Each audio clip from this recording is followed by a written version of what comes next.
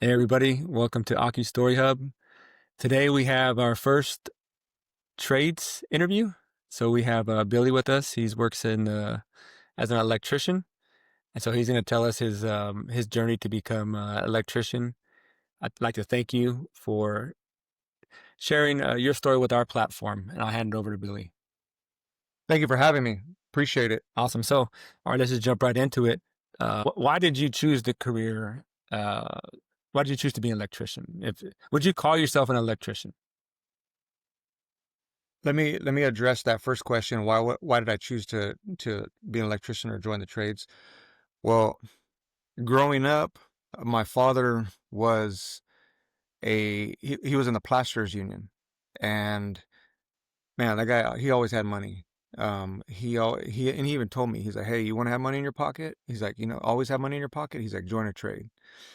I seen how hard he worked, and I knew that was backbreaking work. I'd see him coming home every day covered in, stucco and plaster. And I knew that if I did join a trade, it wasn't going to be the plasterers union. I would say that one is one of the hardest in the trades. But um, it's very respectful, but it's one of the hardest backbreaking trades you can get into. So I knew that if I joined a trade, I wanted to join a trade that I would use my head a lot more than my body. So that's why I chose the electricians because electricians union because I knew that it was a very respectable trade. Among all the trades, I worked with my godfather, rest in peace, who's passed, and he told me that, when I'd go on the job sites with him, he was in the painters union, and he would tell me like, hey, the electricians are kind of the king of the trades and very respected when they, get on the job site. So try to get into if you can the electrician union. So that's kind of what put in my mind like Sure. what trade to shoot for. That's good. That's good. And so, um, you figured out what you want to do. I want to be an electrician. And so Mm. somebody listening who's watching this, they're like, you know what? From watching this video and I see the type of stuff that you're working on, I'm interested in that. Day one, what would somebody do to kick start that? Real quick, you asked also a question like, would I call myself an electrician? Oh yeah. I just wanted to touch on that just real quick. So I'm in the IBEW. I'm in Local 100. That's What our does that local mean? union. IBEW. IBEW, that's a great question. I'm glad you asked because going back to the first question real quick, just to cap that off and to close that one out, what made me want to join the electrician union was the International Brotherhood of Electrical Workers. So becoming a part of a brotherhood, I think that's, your family, your blood family is always going to be your family. However, I think it's important to um, the camaraderie when you're at work, and that's what I wanted. I wanted to become a part of something bigger than myself that I could make great connections and just meet great people. And brotherhood, that's always meant something to me. Obviously, like, my family comes first. However, when you're on the job, you also want it to feel like family, and that's one of the things that was very important to me and key when I selected the International Brotherhood of Electrical Workers to get into that. Did you have any um brothers or sisters growing up? yes, I have one brother, one younger brother, that who was in the military, served Cool, in the cool. United States Navy. So,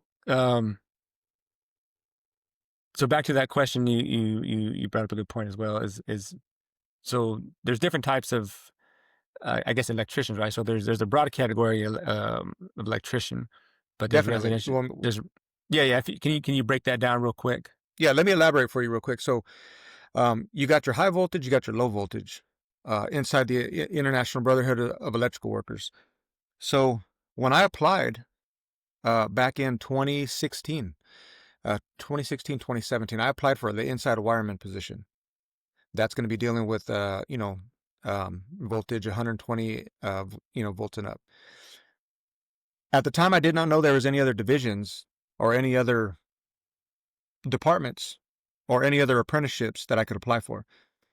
So I tested, I interviewed, I was right there in the middle of the pack, my first go around. Then I received a phone call from the office manager at the Joint Apprenticeship Training Committee, where we'll touch on this later, where you go to get started, to sign up for your test, to do your interview, to apply. So I was called by the office manager, and she told me, "Hey, your application and your interview, everything timed out. You need to go through the process all over again because you're right there in the middle of the pack." She's like, "I would uh, study, you know." And with that being said, I'm like, "Okay." I just said, "Okay, thank you very much. I appreciate it. I'll go ahead and do that. Follow up with that." After that phone call, I didn't know what to study.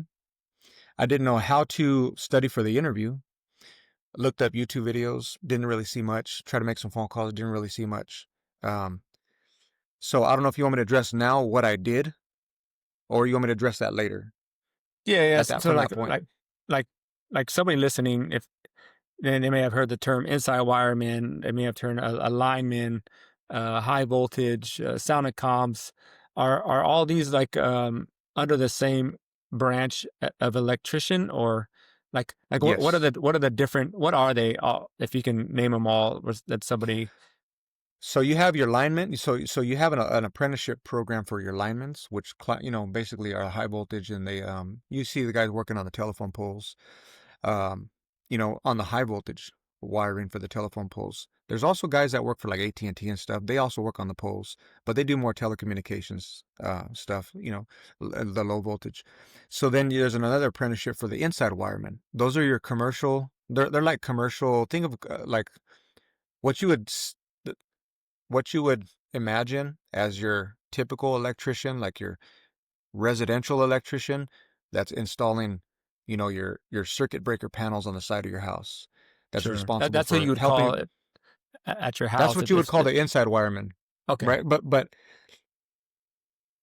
you would call like an inside wireman, for example, but a residential electrician.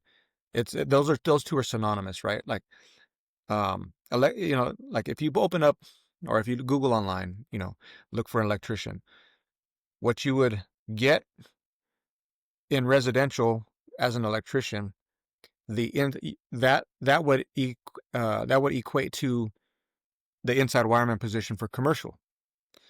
So that would be something that would uh, basically mirror each other, but yeah, one is residential and you have one is commercial. So Okay. um, in addition to that, the office manager also brought to my attention. She's like, "Hey, there's also another division that you can get into that's still within the International Brotherhood of Electrical Workers inside the union, and that is a uh, electrical tech that specializes in sound and communication, Mm, fire alarm, um, and like security surveillance." So I asked her what's the pay difference. She was it's similar. She's like, the inside wiremen do get paid a little bit more, but that's also a division that you can get into that is within the union. So there's a few of them. You have the linemen, you have the inside wiremen, and you have the uh, sound and communication electrical tech, and that's what I am. okay. That's good. I think that's important because I mean, me, this is all new to me. I knew what a residential electrician was, commercial lineman, but I didn't realize. I mean, that there were so many different um, pieces Branches, you can specialties. branches, yeah, specialties, right? So, but everybody I didn't goes to know the either. same apprenticeship. You're going to get the same, I Education? guess, same education. Well, not exactly. So your first 3 years of your apprenticeship program, you're going to get those divisions, those career paths, you're going to get the same education, right? Everybody has to go through those. Um, However, for the inside wiremans, it's a little bit more thorough, and it's a little bit more involved. There's, I believe, 2 additional years, uh, 2 additional years of education that you're going to receive, but it's going to branch off into your specialty, if that makes sense. So Okay, like, yeah, that makes they're sense. gonna, yeah, they're gonna teach you for 2 years and get to prepare you for your field, right? So Yeah, But that they're was me. going I wanted to to pull up some of your work. okay. Yeah, they're going to train you basically, and like they're going to you're going to sit down in a classroom, and they're going to educate you for 2 years extra. Um, you know what you're going to expect just to prepare you and get you ready for example, the lineman position or the inside wireman position. For us, the apprenticeship was 3 years, and now it's 5. So now it's equivalent to uh, the same amount of time that the inside wireman's apprenticeship is. So it's the same thing. However, this is going to be specialized. Um, Gotcha. That makes for sense. That each makes sense. division. No, that's cool. I wanted to take a few minutes as well. After we've touched on your role. So what would I would call you a sound and comms technician? Well, to keep it simple, a lot of people would just say we're like a uh, low voltage or sound and comm or installer tech, fire alarm guys. We do deal with a lot of fire alarm, and that's huge, and that's one of the another reason why I enjoy. Well, that's another reason why I wanted to get in, because I was working at a gym in the past, and I would always see fire alarm trucks. A fire truck. Let me elaborate on that. Like, let me clarify. So, like Costco fire, for example, or like fire sprinklers, or you know, um, and I was always like, man, how do people get into that? How do you get into like Costco, for example, Costco fire? Ask questions. Nobody really had any like advice on how to get in, and so basically, I ended up in the trade I had questions about, and I can give you a little bit more on how I got into that whenever you're ready. Okay. Um, yeah, no, that's good. So what are we looking at here on the screen? Um, So right here, this is I would call this your data communications rack. So these are the yellow wires that you're looking at. Those are your patch cords. Patch cords are to patch in from your switch. Then the switch are configured to port numbers, right? That's basically how mhm. you talk. So um, all the blue squares, I'll just keep it simple. All the blue squares, they have labels and they have numbers, and those correspond to uh, what are called jacks, data jacks. Like if you can imagine, like at your home when you have like a phone jack in your, somewhere, maybe not now, but in the past, there was phone jacks inside a home, right? So think about a phone jack inside your house, and then think about a jack along the same lines in a business or a school. And basically, what you can do is you could plug in your computer.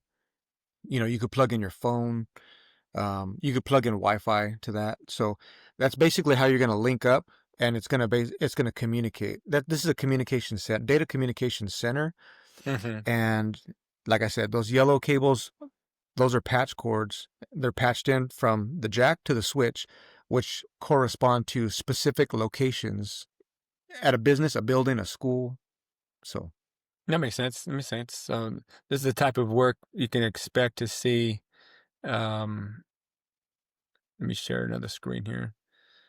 Working in your field, this is really, I think this is cool. It's neat. It's tidy. Um, I couldn't imagine what this looked like before it was oh, it's a like mess. It looks yeah, looks like spaghetti. It's a mess, and yeah. plus That's it's what I all was gonna say. and it's become satisfying. When you get to the point to where you see it like this, after you stand back and look, and we have other guys on the trades, different trades, and they're like, I don't know how you guys do it. They're like, man, that would drive me nuts. And Yeah. then after they walk in, they're like, are you kidding me? You turned that mess into this? They're like, man, you guys are crazy. And a lot of people have respect for that, because sometimes you have 500 cables, 500 wires, and you have to organize them strategically with precision, so that way they could be terminated, landed onto the data center that we just took in the previous picture. And it does take some organizational skills, but it's very rewarding after you stand back and look at the finished product. So for those trying to paint the full picture. So if you can see up here, the cable's coming outside the wall, all this will Mm-hmm. be just a mess, right? So these guys, they organize all this cable and they hook it up to the back of a patch panel, which we see here, right? And so all those cables will feed into the back of this patch panel. So that Oh way, yeah. when you got your IT guy, he's plugging in servers and whatnot to the in the data center. He has a live feed from his server to whatever he needs to connect it to. So it's all mapped on the back, and you can see it. If you, well, if I can zoom in, but um, There, it's I think it's there's pretty a there's cool a how it there, all. I think there's There's another another. picture that I may have Okay, sent yeah, you. yep. Here it is, right here. So this is kind of how the back end of that looks. I think it's amazing work that you guys do to truly get all this looking nice. That's real professional work here. I appreciate it. Yeah, there's definitely, and this is actually a picture from. These are actually pictures from, me being on the job. So these are actually like real life pictures. You know, um, Anthony wanted to, grab some pictures from, the internet, from the web, but I thought it would be a good idea to show like real life scenarios because sometimes those pictures are just, on the cover of a book or like a magazine or something, and they don't really reflect like a real on the job type scenario setting. So, For um, sure. And you mentioned earlier, I think this is for a fire alarm panel. Is this a smoke alarm panel? no, this is a fire alarm panel, yeah, and Okay. this is just to show you like the wires that run in and come in and terminate and land on the panel. No, this is cool. This is good stuff. I mean, and so yeah, that's kind of what we want to highlight on this channel. This is a God honoring, working with your hands, using your creativity, um, trade that if you're looking for a trade to join and you want to do something in the electrical field, this is the type of work you're going to be doing. Um, it sounds like you enjoy what you're doing. Oh, What it, definitely. I enjoy the variety. There's a lot of variety in our trade. Um, and like for example, we also install surveillance cameras, for schools. We, we definitely, we also install fiber optics. And fiber optics is basically the backbone for the data center. And for our jobs, we call it site cable. Uh, Fiber optics is huge and is growing and is not going to go away anytime soon. Just like what is rewarding for me is what I walk when I walk away from a job. What's rewarding is seeing the finished product and knowing after all the trades, do their work, which is very important. I don't think there's any job above any other trade above one or the other, right? However, in our trade, when the fire alarm is ran, the wires are ran, the panels is installed, the job cannot receive occupancy from the inspector until the inspector passes the fire alarm. So the building cannot receive occupancy until our job is inspected for fire, the fire alarm, and it is passed. Then the inspector gives occupancy. Then everything else mm, can be turned on. And not only that, but what's really key and really important, which is huge, is everybody's on Wi-Fi nowadays. We install the Wi-Fi. We run the backbone cable for the Wi-Fi, and uh, I mean everybody, even other tradesmen, they're on Wi-Fi. Well, on the job. So I think that's huge too, and that's really cool to know that we're responsible for um, the connectivity of the Wi-Fi. no, that's cool. I appreciate you sharing that. And you can tell you take pride in what you do, and that's what this channel is about, is highlighting these trades and just showing what's possible. Whether you're coming out of high school or you want to change career fields, um, we want to highlight these different types of jobs and just show people what they're about. And so, kind of wrapping things up here, what advice would you give somebody interested in this trade? Like, um, if yeah, go ahead. Do not be intimidated. I didn't know what I wanted to do coming out of high school. There's so many avenues, so many ways to go. I worked at Home Depot. I worked at Lowe's, and not to take anything away from those companies. I worked for insurance. I did so many things. I worked for the United States Postal Service. Um, But what I did know is that taking the advice from my dad, join a trade where you can use your brain. My grandfather was in the trades also. I kind of wanted to carry on that tradition. Wish I would have started a little sooner. So hey, if you're thinking about it, don't be scared, don't be intimidated. What I did is there was really no resources out there to help me out. So I just picked up the phone and made a phone call. I said, Gotcha. I called what is called the Joint Apprenticeship Training Committee, the JATC. Give them a call. You can look up your local union, give them a call, and I talked to the office manager. Not only that, a great resource is call your business agent for the trade that you want to get into. Just call the business agent and just say, "Hi, I'm trying to get in. Like, you have any advice for me?" That's what I did These are for all my like if somebody wants to go on Google and say, I don't know, say you live in Dallas, Texas, or yeah. Los Angeles, and say, hey, hmm I want to get an electrician union. What's what's my business agent for this region? Is that how somebody would do that? Your business agent. So every union has a local, right? It's local Okay. to that specific area, that region. So um, you can pull up the website. So Local 100, for example. Well, the business agent that I talked to was Jake Pyland. And the knowledge that he gave me was he asked me when I applied first what he said, how did your interview go? Then he gave me some advice on how to answer the interview question. He didn't there was nothing unethical. He just told me, he's like, hey, I think what they're looking for is this. So if you can think of a scenario, um, because the question was, give me an give me an example of a time where you showed up to a job and you're on the job and you had to get the job done, but you were missing a tool that was going to help you complete the job. My first answer was, I always show up prepared. That's not what they were looking for. They want to hear if you're resourceful.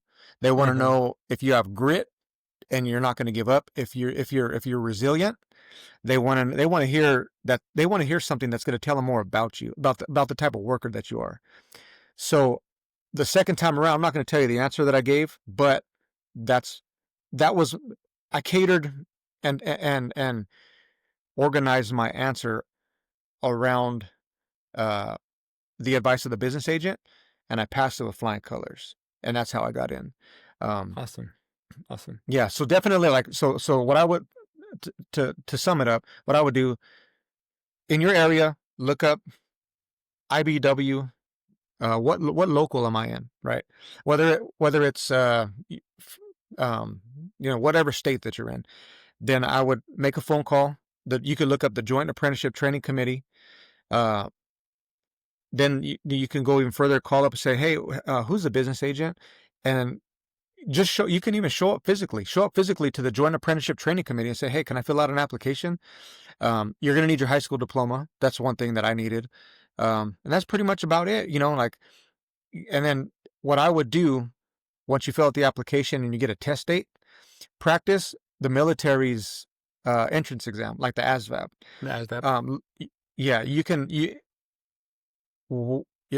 to need to brush up on your algebra, right? So if you're right out of high school, you'll be fine, because I'm pretty sure high school still has algebra for juniors and seniors. I know I went through it.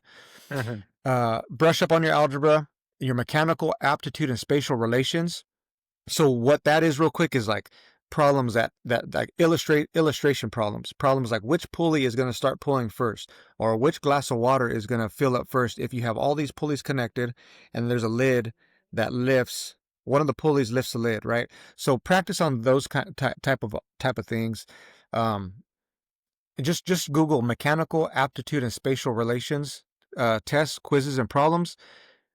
Those are the type of problems that are going to be on the test with algebra. Oh, that's cool. That's cool. Well, I appreciate it. This was good information. I think this would be helpful for anybody looking into going into the trades and specifically going into your specific trade. Thank you again, Billy, for allowing us to share your story. Anything else you want to say Oh, before we go? definitely. If I can hammer it home, don't be intimidated. There might be a stereotype or a stigma like about electricians and about tradesmen that everybody's a jerk. And there's nobody willing to help you. That's not true. I encountered probably about 10 to 15% of people that fall under that category, but 85% of the people, they were helpful when I got on the trades. Um, and it's fulfilling and rewarding knowing that you're an essential worker. You're contributing to society. And uh, I've always believed that God created us to work. And if you don't work, you don't eat.